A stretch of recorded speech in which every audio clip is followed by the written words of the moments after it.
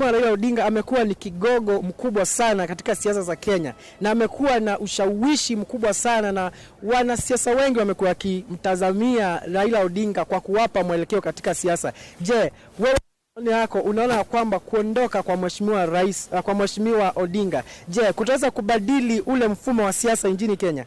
Kabisa 100%, kwa sababu mimi natoka Kilifi na kaunti yangu chama yenye ilikuwa inajulikana sana ni ODM.